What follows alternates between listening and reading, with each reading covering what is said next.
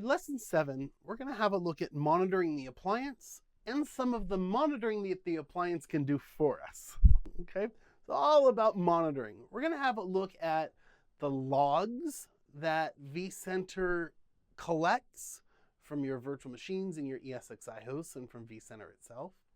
We're going to have a look at the services that we can manage in vCenter and looking at the performance of those services, so really monitoring those services. We're going to look at the appliance to make sure it's got the resources that it requires in terms of CPU, memory, network, and storage. And then we're going to have a look at some of the alarms that we have on the appliance itself for resource exhaustion within the appliance and service failures within the appliance as well. So why don't we dive right in?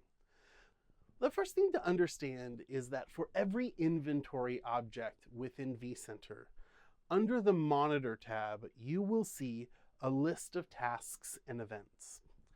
The tasks are the things that we do, and tracing those things, the buttons that we push, for example, powering on virtual machines, building new virtual machines, executing vMotions, and those sorts of things. And then under the events, those are the things that occur, the events that happen as a result of those things. Now, there are audit trails of all of those events, so who has actually executed that event, okay? And we can configure the way that those events are kept in increments of 30 days. So user actions are kept, the specific details, who's doing those actions, when those actions were done, okay?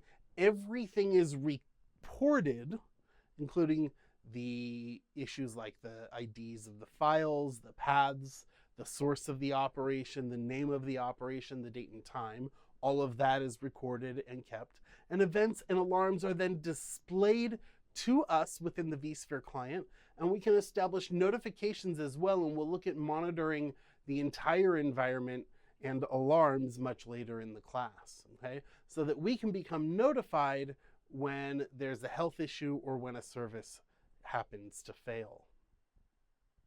Now, we are also maintaining not only through the vSphere client, but there are logs that are kept. And we can set the level of collection of those logs based on the traditional syslog reporting levels. The defaults are for info level of logging, where we maintain for everything in vCenter information, error, and warning-based log entries. And if we are trying to do some troubleshooting or we're working with VMware support and VMware support asks you, you can actually turn the levels of those log collection up to verbose, where we add to the warning log entries verbose log entries, or to trivia or extended verbose, where we can add trivia log entries as well. Now keep in mind, when you turn the level of logging up, the size of the logs can increase exponentially. So be careful and be wary of that you've got enough disk space for those logs. If things happen to be running really well in your environment for a very long time, then you might choose to turn the log level down, and maybe you'll only get error and warnings, for example, for particular log entries. Now, you can set those log levels when you click on your vCenter, go to Configure, and go to General. You'll edit vCenter server settings. Under logging settings, you can switch the log level here. Now, one of the things that you might want to do is send vCenter's logs to a remote log collector. For example, a syslog collector.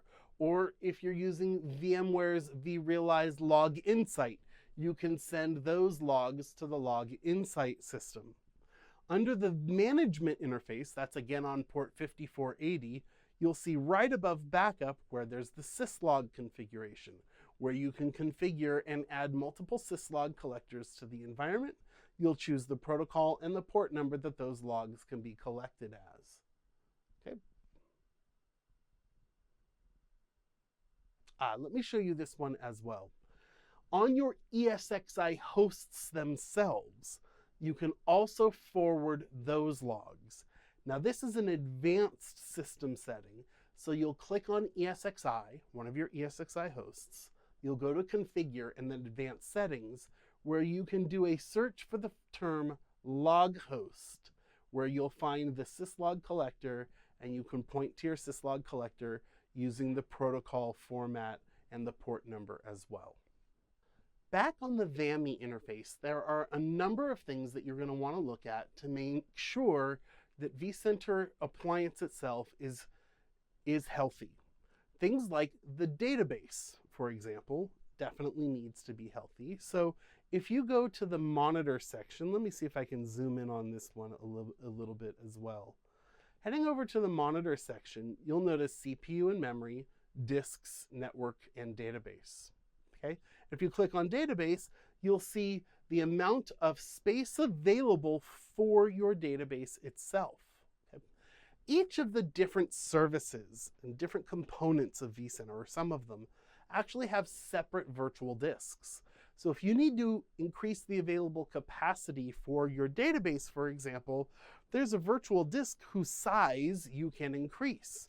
And we can show you how to do that a little bit later on in the course, where we will edit the settings of a virtual machine and increase the size of a virtual disk. Now, the health check on the database runs by default every 15 minutes. Okay? And when we reach 80% of total capacity, we will execute an alarm and report that to our vCenter server itself.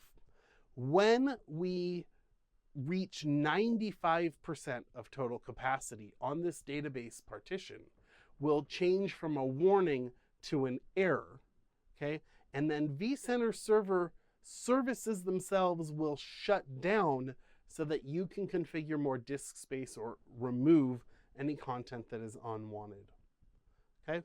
We can also manage and monitor the space utilization using the appliance management interface here.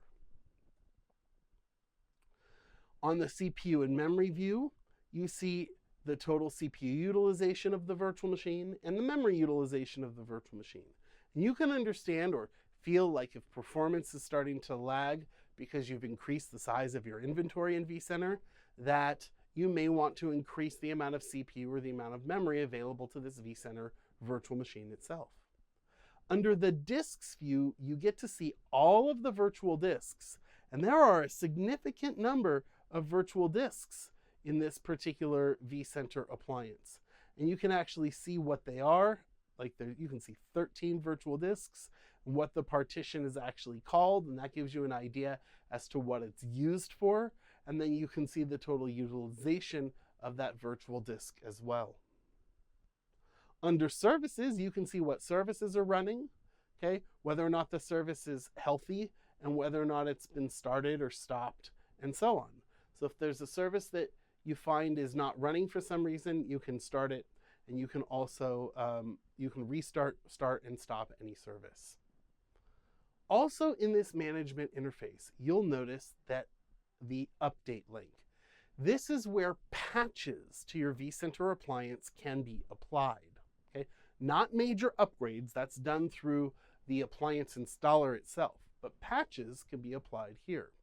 You can check for updates, and if VMware has issued an update or a patch, you'll be notified in the system. You can come into here and then you can apply that patch.